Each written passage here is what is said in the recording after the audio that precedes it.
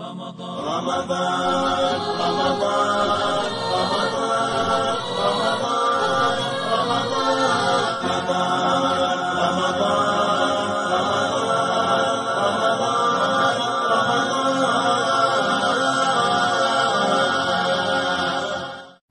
بالله من الشيطان الرجيم بسم الله الرحمن الرحيم السلام عليكم ورحمة الله وبركاته. Merci et bienvenue dans Yaqin Info. Vous êtes dans votre émission Yaqin No Korim. Nous sommes le 16 du mois de Ramadan, le 18 avril 2022, 15e numéro de votre émission Yaqin No Korim. Ce soir, nous sommes au siège de la communauté musulmane du Burkina Faso et nous sommes à la grande mosquée de Ouagadougou. Et nous allons, Inch'Allah, rompre le jeûne avec le secrétaire général de la communauté musulmane de Burkina Faso, j'ai nommé Cheikh Assimi Deme. Avec lui, Inch'Allah, nous allons aborder 4 points dans cette émission. Nous allons parler de l'islam au Burkina Faso, nous allons parler de notre chère patrie qui n'a vraiment pas la paix en ce moment. Nous allons aussi parler du jeûne du mois de Ramadan et nous allons rompre le jeûne ensemble. Bienvenue dans cette émission Yaqin No Korim. Assalamu alaikum wa rahmatullahi wa barakatuh, ya Cheikh. Wa alaikum assalam wa rahmatullahi ta'ala wa barakatuh. Alors, vous êtes dans Yaqin No Korim, 15e numéro pour ce mois béni de Ramadan. Premier point à aborder dans cette émission, nous parlons de l'islam. L'islam, de l'avancée de l'islam, et nous allons prendre la fourchette d'une année. Le Ramadan passé à ce mois béni de Ramadan, nous avons fait une année pratiquement. Alors, votre bilan de l'avancée de l'islam au Burkina Faso, c'est une question qui est beaucoup plus subjective parce que ça dépend de la personne qui répond. On sait que vous êtes le secrétaire général de la communauté musulmane du Burkina Faso. Vous êtes également à la Fédération des associations islamiques du Burkina Faso. Vous êtes aux affaires, comme on dit. Alors forcément, votre bilan n'est pas le bilan de l'imam à la mosquée. Alors, quel bilan donnez-vous ou dressez-vous pour l'islam, l'avancée de l'islam au Burkina Faso? Bismillahirrahmanirrahim. As-salatu was-salam ala ashrafil mursalin, sayyidil awwalin wal akhirin, Muhammadur Rasulullah sallallahu alayhi wa sallam.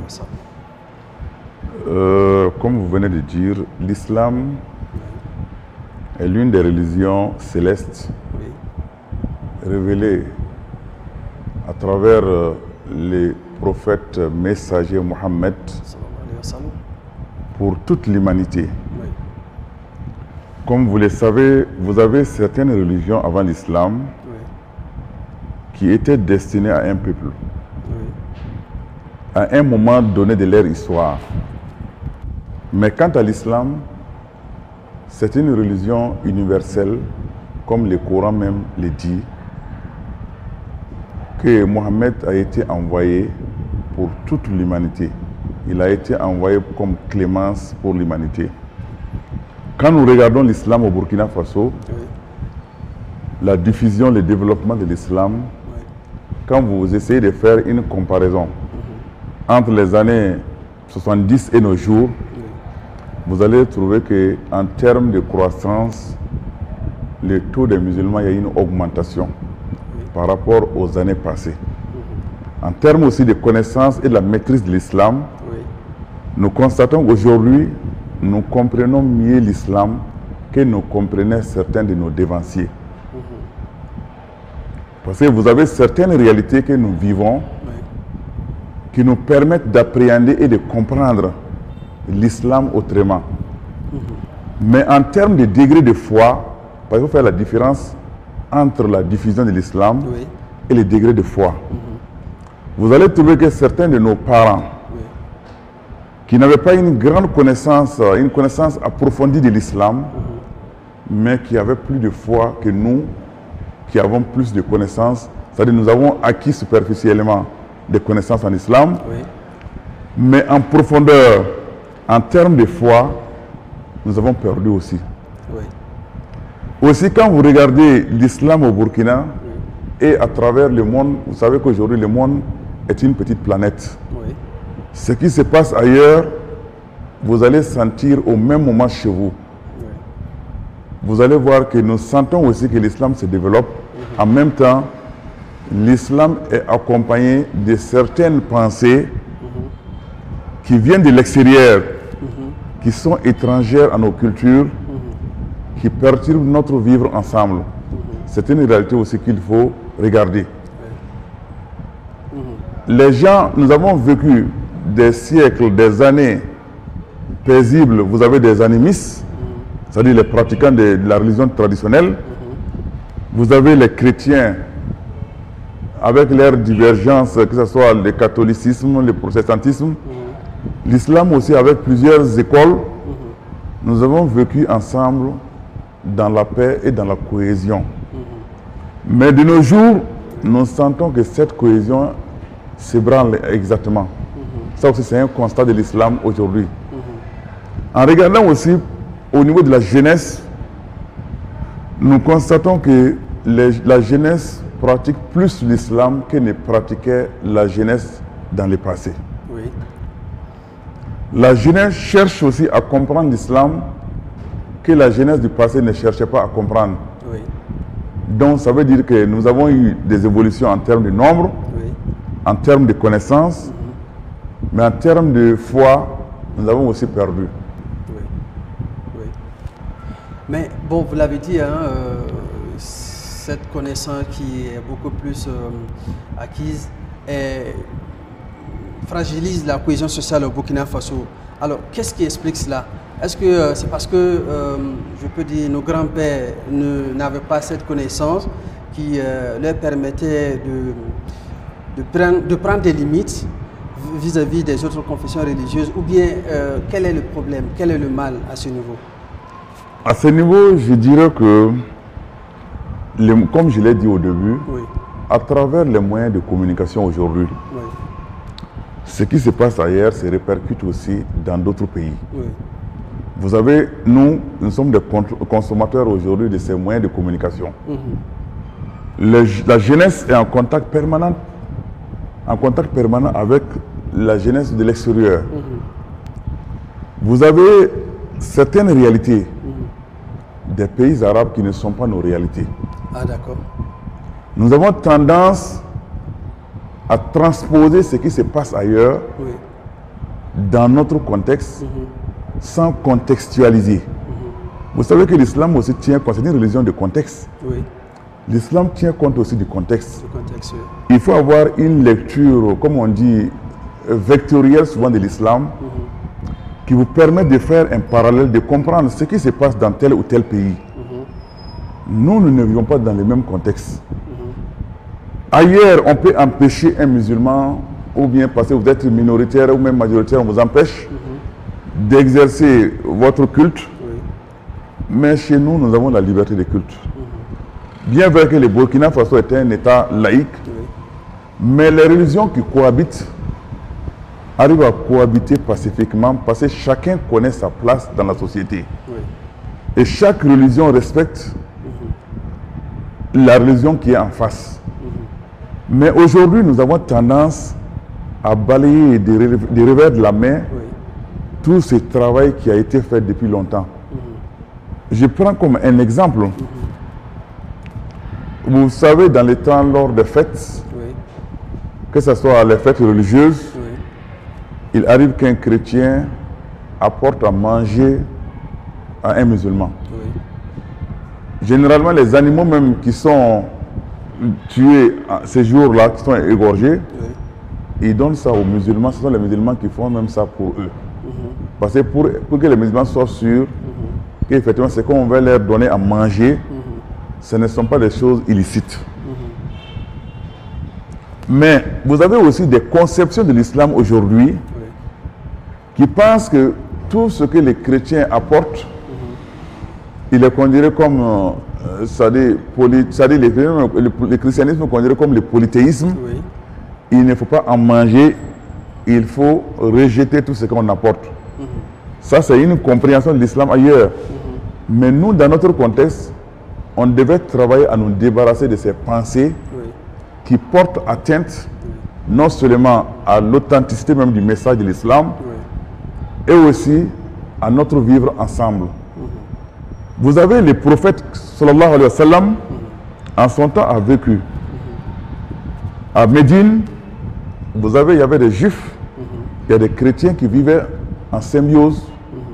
Il y avait un pacte qui liait réellement ces communautés. Les pactes de non-agression. Sauf ceux qui se sont coalisés avec d'autres peuples contre eux, qui ont créé, effectivement, qui ont cherché à attaquer les musulmans, en ce moment, les musulmans sont obligés de se défendre et de les repousser. Mais quand vous regardez notre contexte, vous allez voir dans une même famille, vous allez trouver des chrétiens, vous allez trouver des musulmans. Nous, c'est une valeur. Ailleurs, on ne trouve pas ces valeurs-là. Il nous appartient de travailler à renforcer cela. Malheureusement, ce sont ces valeurs-là qui sont en train d'être détruites par certaines compréhensions de l'islam. C'est pourquoi je dis que, en termes de l'islam, nous avons acquis des connaissances superficiellement, mais en profondeur, en termes de foi, nous avons perdu d'un côté. Donc il nous appartient, en tant que musulmans, de travailler toujours à consolider ces valeurs, à faire en sorte que nous puissions pratiquer de manière digne notre religion et que celui qui est en face de nous puisse aussi pratiquer la sienne de manière digne. Le Coran, il y a un verset du Coran qui le dit, c'est-à-dire il ne vous est pas interdit d'être bienséant, d'être bienfaiteur envers ceux qui ne vous ont pas combattu, ceux qui ne vous ont pas expulsé de vos demeures. Ça, c'est un verset du Coran. J'ai échangé avec quelqu'un par rapport à cette question une fois. Il dit non, l'islam, notre islam, la compréhension de l'islam, si on dit Ahlul Kitab, c'est-à-dire les gens du livre, parce que quand le Coran fait référence aux gens du livre, il s'agit des chrétiens et des juifs. Ça, c'est connu par tous les exégètes de l'islam. Les grands commentateurs du Coran vont vous dire exactement ce que je dis. Ils disent que non, si on dit Ahlul Kitab, ce n'est pas ceux qui sont devant nous. Ce n'est pas les chrétiens de Burkina Faso. Voilà, les chrétiens qui sont devant nous, les chrétiens qui vivent avec eux, non. Ce sont eux. Nous, moi, l'islam de demain n'est pas égal à l'islam aujourd'hui d'Abouakar Siddiq. Ils avaient plus de foi que nous, plus de connaissance de l'islam que nous. Nous, les chrétiens qui sont devant nous, nos contemporains, ce sont eux, nous, nos gens du livre.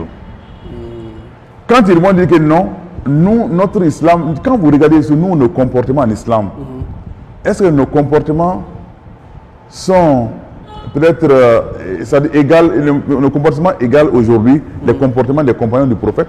Non. Nos comportements ne peuvent pas égaler le comportement des compagnons du prophète. Nous correspondons aussi à ceux qui sont devant nous. Donc à ce niveau, nous devons travailler toujours, comprendre que ceux qui sont devant nous, ce sont nos Ahlul Kitab. Vous n'ignorez pas en islam, vous avez une citation qui dit que Alim Allahu ma kana wa ma yakunu wa ma la yakunu wa ma law kana kayfa kana yakunu. Dieu sait ce qui est, ce qui n'est pas, ce qui ne sera pas, ce qui devrait être qui n'a pas été, il le sait avant qu'il ne soit. Ça veut dire quoi? Je prends un exemple au niveau de l'islam. On dit quand vous êtes en voyage, dans le mois du Ramadan, vous avez la permission de faire la rupture, c'est-à-dire rompre le jeûne. Arriver à destination, quand vous aurez effectivement le moment opportun, vous allez faire la compensation du jeûne, du nombre de jours que vous avez laissé. Ils vont vous dire, aujourd'hui nous voyageons avec des avions bien climatisés, nous voyageons avec des voitures, avec des cars climatisés. Est-ce que nous avons encore un motif, comment dire, une raison valable pour rompre le jeûne? Je dirais bien sûr, Dieu sait ce qui est, ce qui n'est pas, ce qui ne sera pas, ce qui devrait être qui n'a pas été, il le sait avant qu'il ne soit.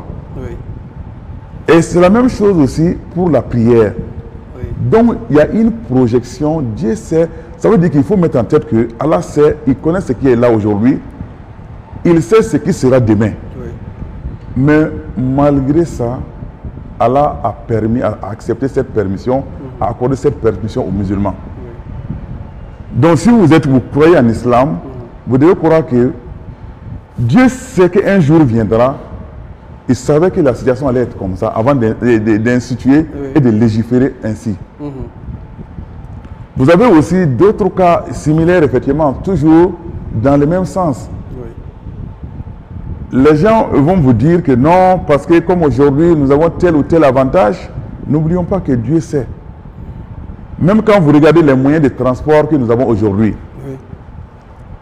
Dieu sait, parce que Dieu dit que lui, il a créé. C'est-à-dire des mulets, des chevaux, des chameaux, pour vous permettre de vous transporter, d'atteindre les pays où vous ne pouvez pas atteindre sans ces moyens-là.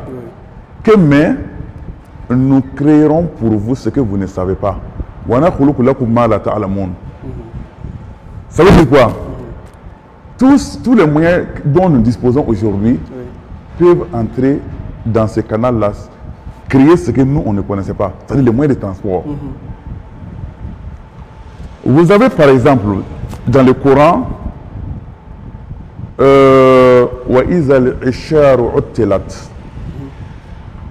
Allah dit que quand les animaux, c'est-à-dire les chameaux seront en vacances, c'est-à-dire ça fait partie des signes précurseurs de la fin du monde.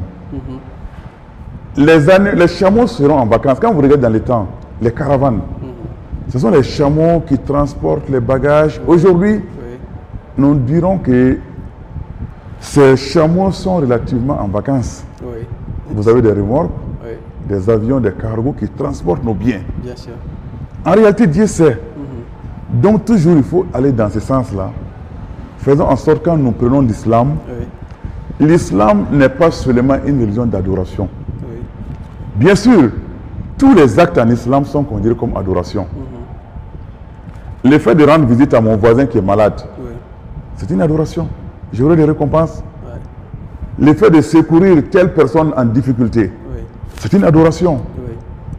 Quand nous pensons seulement l'islam, réduire l'islam à la prière, c'est une erreur. L'islam dépasse la prière. Parce qu'en islam, vous avez ce qu'on appelle les rapports sociaux. Vous avez les rapports sociaux, la cohabitation, les bons rapports avec les voisins. Un musulman ne doit pas nuire à son voisin, quelle que soit la confession de son voisin. Qu'il soit musulman ou chrétien, qu'il soit animiste, il a des droits que vous devrez réellement respecter.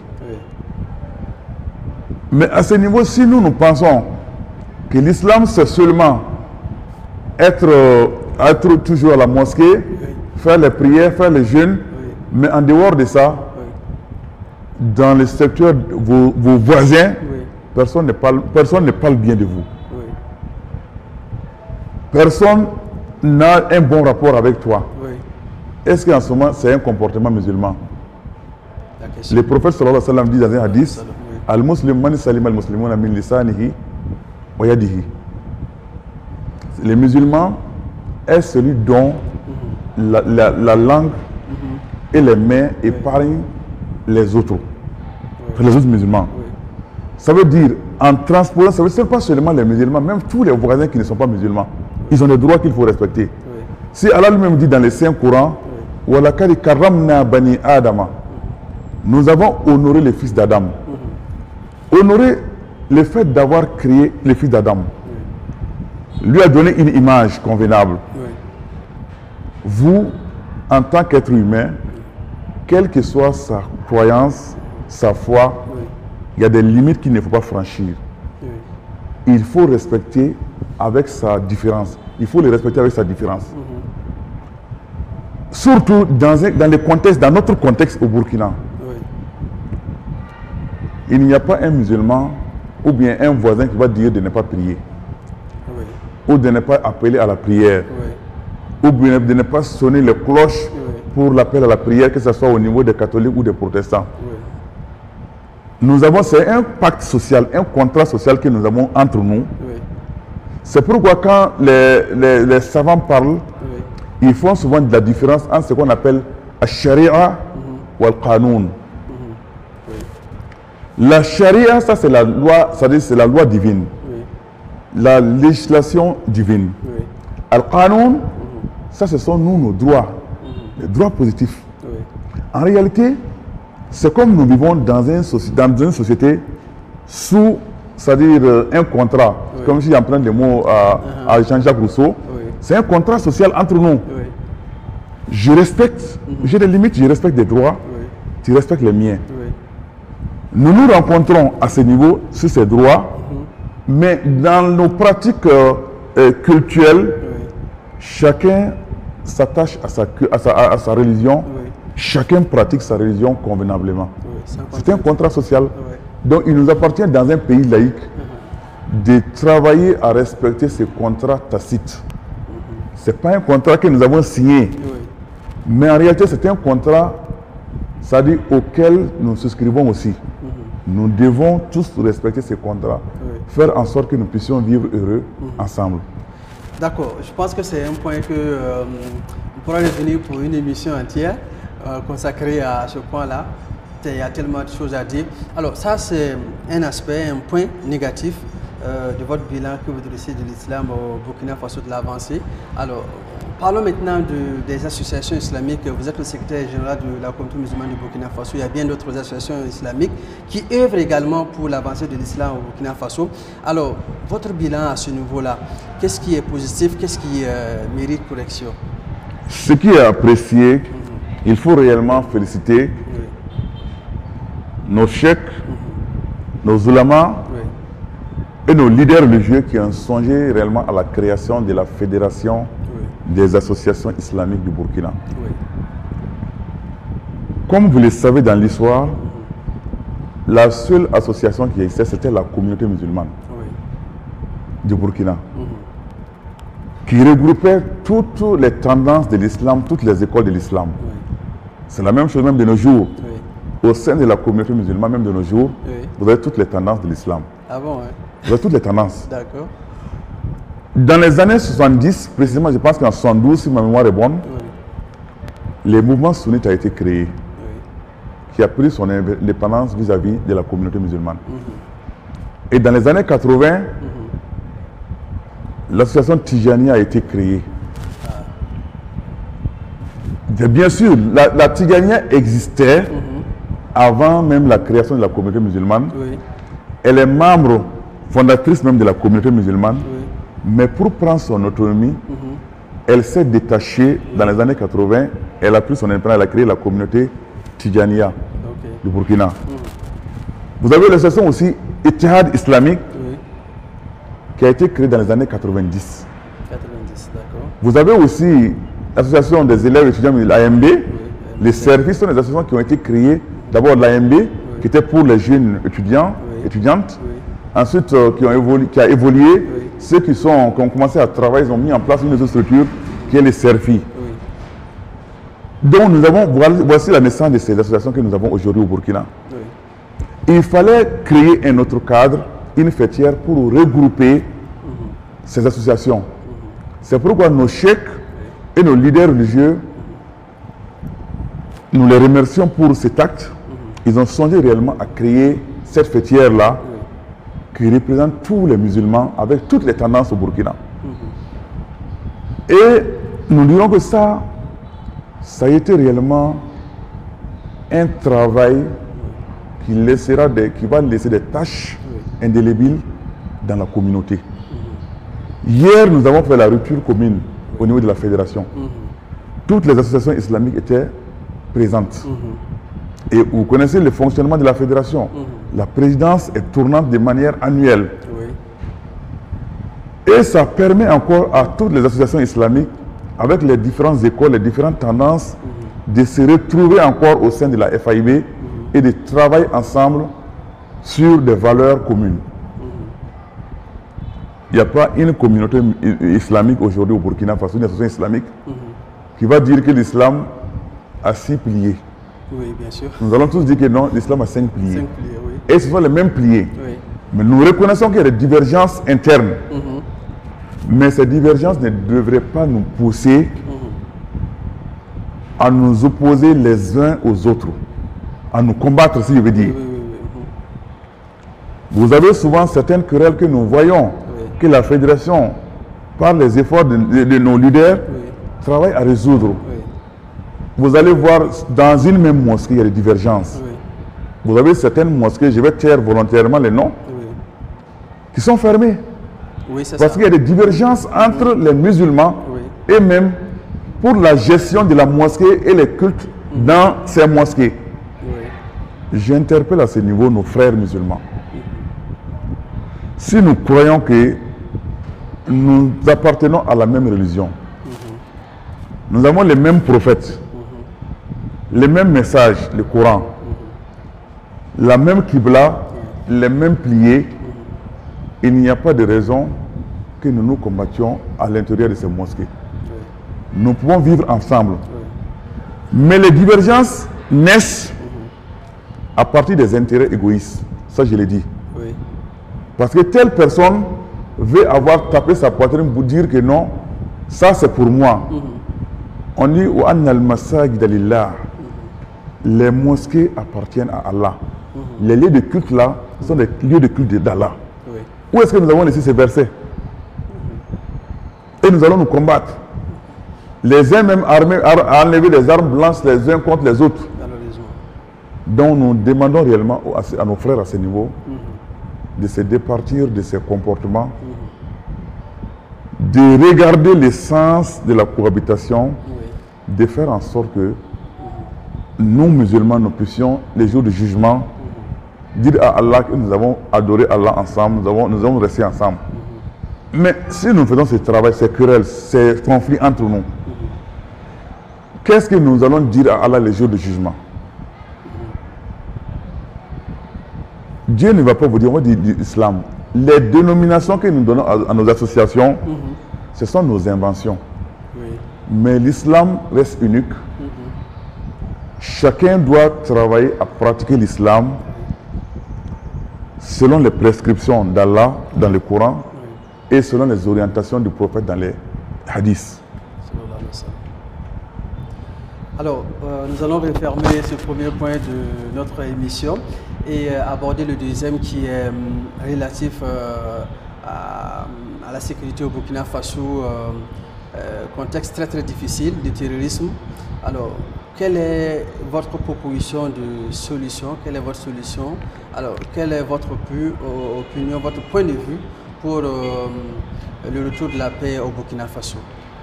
Merci. Je vous peut-être informe que je suis membre de la CELERAD. C'est la cellule de la prévention de la radicalisation et de l'extrémisme violent. Très bien. Membre du G5 Sahel. Je reprends la FAIB dans cette structure.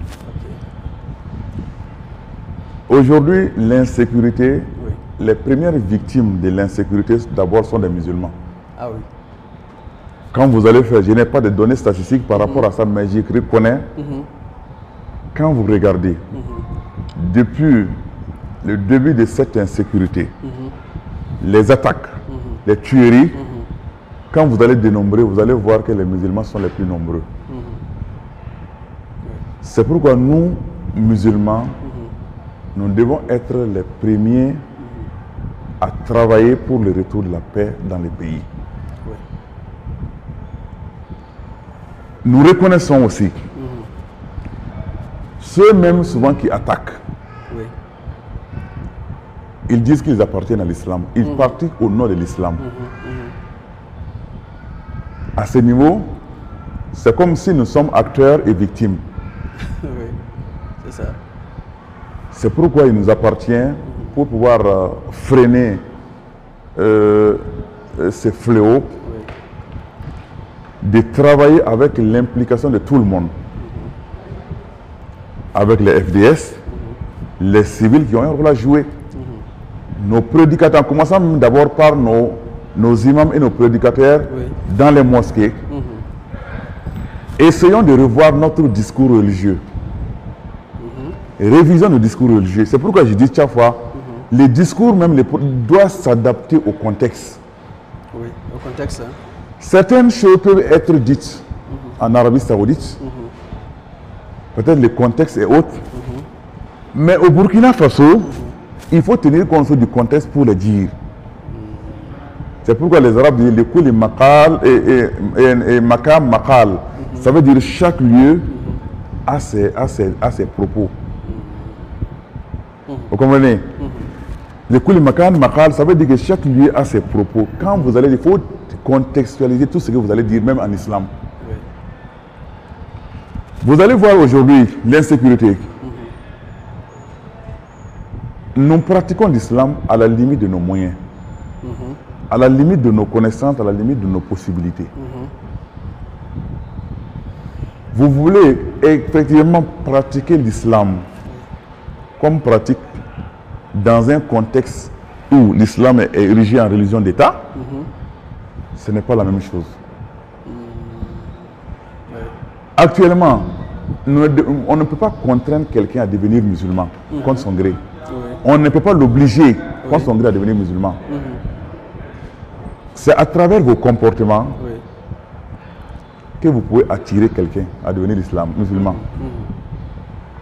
Vous avez un verset du Coran qui dit wa in ahad min al-mushrikina istajaraka fa'ajuruhu hatta yasma' kalam Allah. C'est-à-dire quand un polythéiste vous demande l'asile, il faut la lui accorder afin qu'il entende la parole d'Allah. Ça c'est un verset du Coran. Il n'a pas dit un croyant. Parce que l'islam fait la différence entre mushrik et les gens des livres. Si ce n'est pas des gens des livres, nous connaissons. Si ce n'est pas des mushrikina, on les connaît. Mais quelqu'un qui pratique même souvent ta religion, c'est parce qu'il agit autrement. C'est-à-dire lui, il pratique son islam de manière différente. Vous ne voulez même pas vous les repousser, vous les repulser. Comment voulez-vous opérer un changement en lui si vous ne lui permettez pas de s'approcher? C'est ce que le verset dit.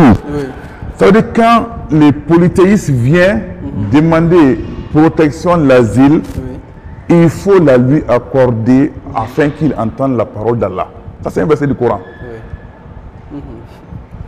Mais si vous ne lui permettez pas de vous côtoyer, d'être avec vous, de comprendre vos actes, comment il pourra effectivement donner de la valeur à votre religion? Si vous commencez par l'agresser, à travers les armes, l'obliger, faire en sorte à devenir comme vous, par ces moyens-là, tu ne pourras pas. Au contraire, vous allez les faire fuir. Pourtant, quand vous lui accordez la chance, il vous écoute. À travers vos comportements, il y a au niveau, en termes pédagogiques, on dit, on enseigne ce qu'on est, plus ce qu'on sait. C'est-à-dire, ce qu'on est, ça veut dire vos comportements, ne parlez même pas. Par vos comportements, vous allez ramener l'autre là, à essayer de vous copier, à suivre, à vous imiter. Même si vous ne dites rien. Ce n'est pas seulement de venir parler, de prêcher, non. C'est pourquoi vous avez un verset aussi du Coran qui dit Ya ayyuhallazina amanu lima taquluna ma la taf'alun kabra maqtan inda Allah an taqulu ma la taf'alun. Il dit que vous qui croyez, pourquoi vous dites des choses que vous-même vous ne faites pas?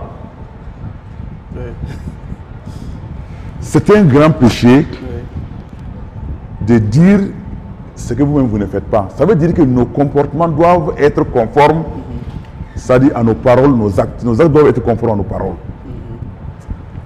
C'est la même chose aussi dans n'importe quelle région du Burkina. Si nous voulons travailler à ramener les gens à la paix, à ramener les gens à l'islam, ce n'est pas par les armes. Ce n'est pas par les armes. C'est nos comportements, nos meilleurs comportements, nos respects envers l'autre. Il va aussi nous respecter. Si vous le contraignez à devenir, à embrasser votre religion, sitôt la contrainte est partie, il va repartir à sa pratique ancienne. Parce qu'il n'a pas embrassé l'islam par amour, mais par contrainte. Maintenant, pour la solution à ces problèmes, je parlais d'abord du discours religieux. Ne travaillons pas à envenimer la situation. Nous sentons qu'aujourd'hui, c'est une réalité, je l'ai dit haut et fort. Oui. Certains ont des discours, c'est-à-dire extrémistes, Oui. qui ne permettent pas la cohabitation pacifique des gens, des musulmans. Nous, les musulmans, à travers la fédération, nous devons tous nous mettre ensemble. Celui qui tient un discours extrémiste, nous le combattons ensemble. Oui. Nous le combattons. Nous faisons apport, lançons aussi un appel. C'est-à-dire une forme de président de façon à lancer, c'est-à-dire les mots d'ordre de dialogue. Oui. Ça veut dire, je dirais, nous les musulmans, nous devons travailler dans le sens de négociation Oui. à ramener la paix. Aussi, à travailler à déradicaliser certains de nos frères qui sont radicalisés à travers des débats d'idées. Vous savez, je prends le cas de la Mauritanie. La Mauritanie, il y avait au début aussi beaucoup d'extrémistes qui étaient emprisonnés, qui avaient pris des armes, mais à un moment donné, les ulamas se sont constitués. Ils les ont rencontrés dans des débats d'idées, ils sont face à face. Oui. Ils vont interpréter tel verset dans ce sens. Les ulamas aussi prennent le contre-pied, donnent le contexte du verset et les interprètent dans d'autres sens. C'est ainsi qu'ils sont parvenus à déradicaliser beaucoup qui étaient radicalisés. Il appartient aussi à nous, au sein de la FAIB. Au niveau de nos ulamas, nous avons des ulamas qui maîtrisent bien l'islam, qui connaissent les saintes écritures, qui connaissent les hadiths, qui peuvent engager des débats d'idées avec ceux qui sont radicalisés.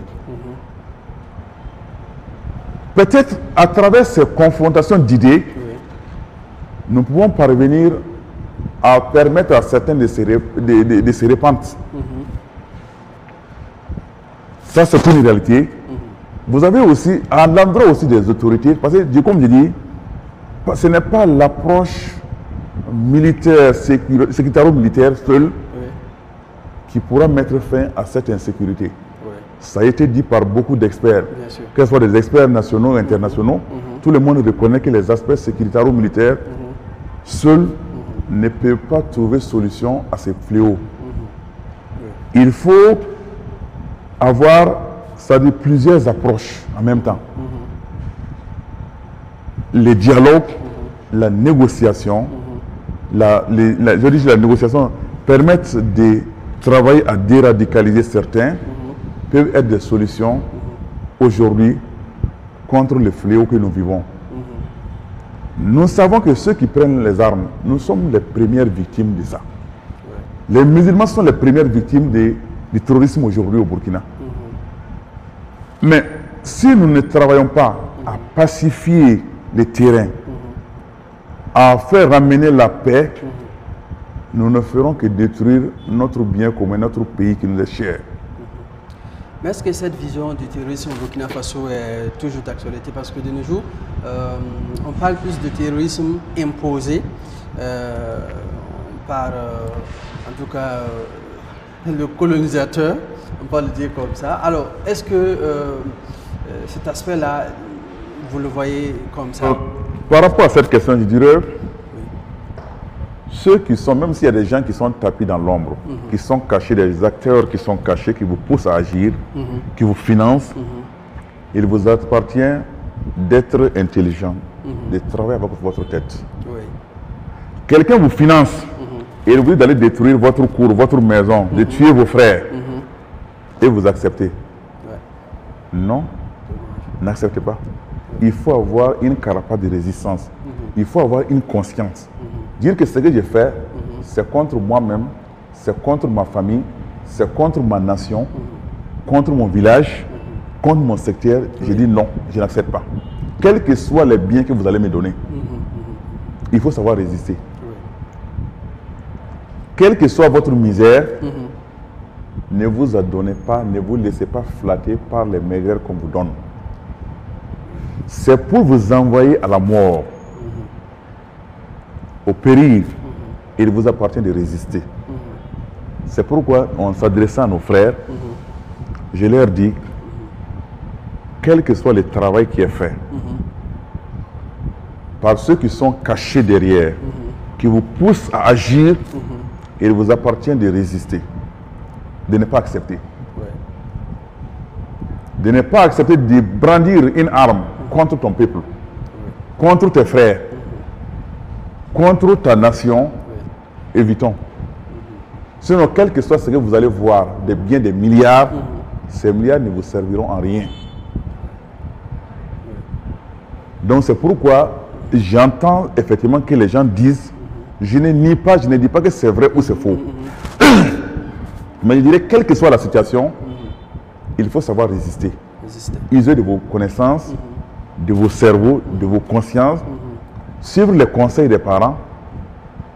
Si vous allez aujourd'hui, quand vous regardez les déplacés, vous regardez des gens qui ont été dépouillés de leurs moyens, des subsistants, de leurs biens, chassés de leur village, vous avez même pitié d'eux. Bien sûr, vivre la misère. Comment on peut avoir le cœur dur de brandir les armes contre ton peuple? On dit que ce sont nos frères. Donc nos frères qui sont égarés, nous leur demandons humblement de revenir à la raison, de ne pas accepter prendre l'arme contre ton peuple. Il faut accepter de revenir, se repentir. C'est par ces biais et à travers aussi, comme je l'ai dit, nos leaders religieux dont les voix portent loin, nous leur demandons de souvent faire des messages à l'endroit de nos frères égarés pour les ramener à la raison, pour leur permettre de vivre ensemble et de revenir à la maison. Si aujourd'hui la main est tendue pour le dialogue, il nous appartient de saisir cette main, reprenons à zéro, se repentir et revenons à la maison, laissons ce que nous faisons. Si nous ne le faisons pas, devant Allah, même les djihad qui est mené, demandez aux savants, ils vont vous dire, les djihad, au début, le djihad, c'est un mot polysémique, c'est un mot qui a plusieurs sens. Les djihad, ça veut dire bien sûr la guerre sainte en islam. Mais ça veut dire tout effort à servir l'humanité, à servir la nation, à servir les musulmans, à servir le peuple de l'humanité, est un djihad. Je me lève aujourd'hui, je balaye les rues. Je nettoie les épines, les ordures de la rue. C'est un djihad que j'ai fait. Je travaille à trouver de l'eau pour les gens, ils vont boire, les animaux. C'est un djihad que je suis en train de faire. Donc le djihad, il y a plusieurs pans de djihad qu'on peut faire. Si aujourd'hui, quand vous vous référez à l'histoire de l'islam, les premiers versets du Coran qui ordonnent le djihad, il est dit qu'il est permis à ceux qui ont été victimes d'injustice de se défendre. C'est le premier verset qui a été révélé dans ce sens. Vous pouvez regarder dans tous les commentaires du Coran, vous allez trouver. Il est permis à ceux qui ont été victimes de l'injustice de se défendre. Mais si aujourd'hui, c'est pourquoi ceux qui disent que non, l'islam s'est répandu par le djihad, par les non, quand vous regardez, ils ne connaissent pas l'histoire. C'est vrai que vous avez des gens qui ont pris ça comme des arguments contre les musulmans. Vous avez répandu l'islam par le sang. En réalité, ils ne connaissent pas l'histoire de l'islam. L'islam a été répandu par les bons comportements. Seulement, comme je dis, de se défendre là, au début, il ne leur était pas permis de se défendre, ils subissaient. Jusqu'à un moment donné, Dieu dit non, maintenant, vous avez l'autorisation de vous défendre. C'est en ce moment, effectivement, le djihad, dans le sens de la guerre sainte, a commencé. Mais quand vous regardez tous les faits historiques, dans ce sens, les musulmans ne sont pas les premiers à attaquer. Ils se défendent. Ils se défendent. Ils ont transmis les messages de l'islam. Le prophète a envoyé les messages dans les différents pays pour appeler, parce qu'Allah dit d'appeler l'humanité à l'islam. L'islam, c'est la soumission à la volonté d'Allah. C'est ça l'essence étymologique. Ainsi, les messages ont été envoyés. Il y a eu des peuples, ou bien certaines tribus qui sont coalisées en réalité pour combattre, pour étouffer l'islam dans l'œuf. C'est là les musulmans aussi sont obligés de se défendre, de répandre. Et voilà le sang de la guerre sainte. Vous avez des versets du Coran aujourd'hui qui nous disent vous avez votre vous avez votre religion, j'ai ma religion. Pourvu que vous ne m'empêchiez pas de pratiquer ma religion. Si vous m'empêchez de prier, là je suis acculé, je suis obligé de me défendre en ce moment. Mais au Burkina Faso, alhamdulillah, nous rendons grâce à Dieu. Personne ne vous a pas dit, personne ne vous a dit un jour de ne pas prier. De ne pas faire vos appels à la prière. Au contraire, on se donne les mains, on prie, chacun respecte la religion de l'autre. C'est ça l'état laïque. Ça veut dire qu'il n'y a pas une religion qui est érigée en religion d'État. Et les autres sont des religions secondaires. Non. Nous sommes dans un pays laïque. C'est à nous de travailler à consolider cette laïcité, à faire en sorte, la laïcité dans le sens et il y a le propre du terme. Parce que vous avez souvent des définitions empruntées à certains pays qui ne cadrent pas avec nous, nos réalités au Burkina. Parce que la laïcité ne veut pas dire l'absence de la religion. Les gens certains pensent que la laïcité c'est l'absence de la religion. Non. La laïcité c'est l'équidistance que l'État respecte par rapport à toutes les religions. L'État respecte toutes les religions de la même manière. Il n'érige pas une religion en religion d'État et les autres religions sont des religions secondaires. Non. Donc c'est ça la laïcité. La laïcité c'est l'équidistance entre l'État et toutes les pratiques. Ce n'est pas l'absence de la religion. Ce n'est pas l'athéisme. C'est ce que certains disent, si vous voulez faire, qu'on dit ça, nous sommes dans un état laïque. C'est vrai, nous sommes dans un état laïque. La laïcité ne nous a pas dit de ne pas pratiquer nos religions. Celui qui est animiste, il veut adorer ses fétiches. Qu'on lui permet d'adorer ses fétiches. Celui qui est chrétien, qu'il pratique sa religion, si chacun de nous s'en tient au dogme de sa religion, respecte les principes de sa religion, il n'y aura pas de guerre entre nous. Nous allons vivre ensemble. Donc, il nous appartient de travailler surtout dans les messages, dans la sensibilisation, dans les appels, dans les campagnes de déradicalisation, à pouvoir aider aussi les peuples, les pays à sortir de l'enfer ou du fléau que nous vivons. Alors, dernier point à aborder dans cette émission, on va parler de jeûne. Il nous reste pratiquement quelques minutes. Vos conseils pour nos frères musulmans, nous sommes pratiquement à la deuxième moitié du mois de Ramadan. Merci. Comme vous le savez, nous avons commencé la deuxième moitié du Ramadan. Il nous appartient à persévérer dans l'adoration, à persévérer dans les bienfaits, à aider ceux qui n'ont pas les moyens pour la rupture, à aider les déplacés. L'islam, le but même ultime du jeûne, c'est de permettre aux jeûneurs de sentir la faim que celui qui n'a pas les moyens peut sentir. De se mettre à la place de celui qui est dans la misère. Il passe des jours sans manger pour que toi aussi tu puisses sentir la faim et se mettre à la place.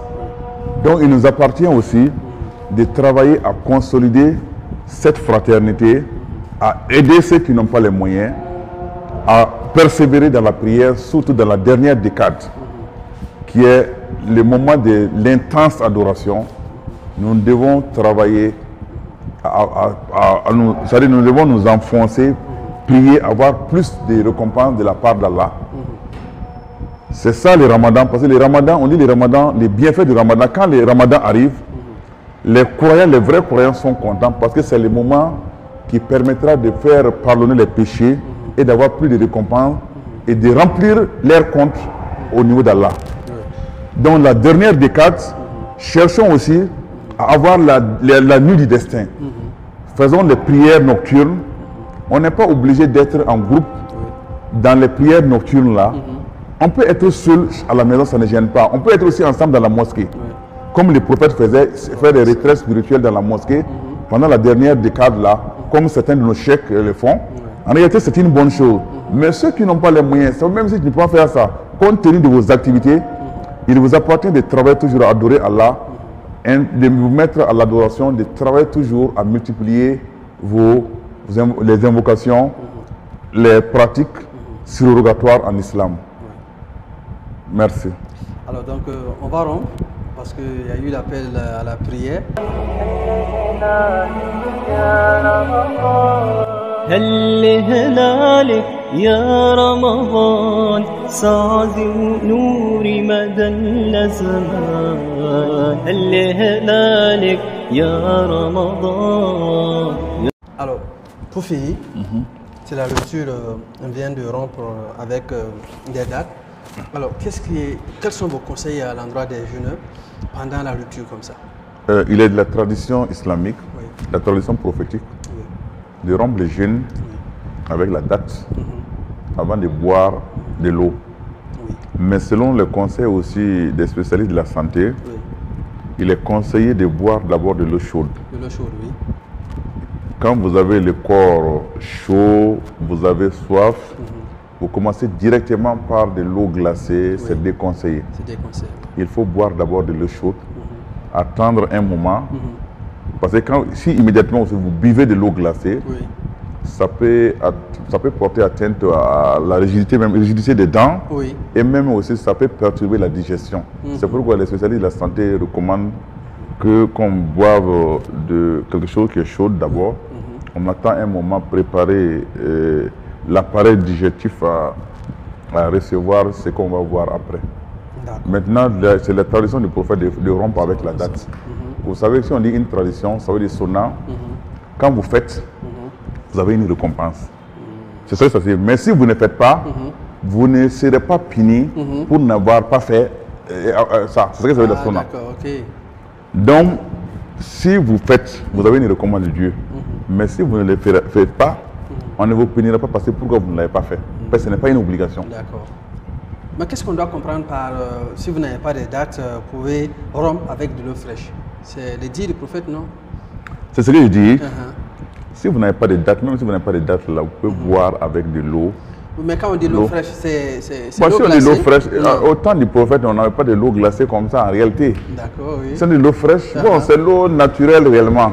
C'est l'eau à température naturelle. En réalité, ce que ça signifie. Mais maintenant, si nous prenons de l'eau glacée, c'est surtout là réellement le problème. Mais si c'est une température naturelle, ça ne pose pas de problème. Si vous n'avez pas de date, ce n'est plus, la sunna tombe en ce moment. Vous savez que l'islam, dans toutes les pratiques, l'islam dit que telle chose est obligatoire, même si c'est obligatoire. Si vous êtes dans une situation contraignante, l'islam permet. On dit de ne pas manger la viande de porc. Admettons que vous êtes dans une localité où il n'y a rien à manger, vous n'avez rien à manger, vous allez mourir de faim, qu'est-ce que vous allez faire? Vous n'avez que la viande de porc, qu'est-ce que vous allez faire? L'islam vous permet d'en manger une quantité qui vous permet de subsister. Donc, surtout ça, c'est au niveau de la sunna. Si vous avez la date, vous faites ce qui est recommandé. Mais si vous n'avez pas de date, la sunna va tomber en ce moment parce que vous n'avez pas. Vous êtes dans une situation contraignante. Alors, merci. On va conclure. Je ne sais pas, quel message pour conclure? Le message que j'ai d'avoir lancé à l'endroit des musulmans, nous sommes dans le mois du Ramadan. C'est un mois d'abstinence et de privation. C'est un mois d'adoration intense. Tout en jeûnant, il nous appartient de faire du bien, de donner de l'aumône à ceux qui ont droit, de respecter les droits de nos voisins, de travailler aussi à faire en sorte que nous puissions vivre en paix, en symbiose avec les autres confessions religieuses au Burkina. À l'endroit du peuple burkinabé et à tous ceux qui nous écoutent, nous avons un seul pays, le Burkina Faso. Il nous appartient tous de nous donner la main, de travailler ensemble pour ramener la paix et la sécurité dans notre pays et de faire en sorte que nos déplacés internes puissent retourner ce jeu. Et nos frères aussi qui sont égarés, nous leur demandons de revenir à la raison. On répand l'islam par l'amour, par la sagesse, par les prêches et non par les armes. Nous pouvons enseigner aux autres nos comportements, les valeurs de l'islam. Ne montrons pas aux autres que l'islam est une religion de violence. L'islam n'est pas une religion de violence, c'est nous qui sommes violents. L'islam n'est pas violent.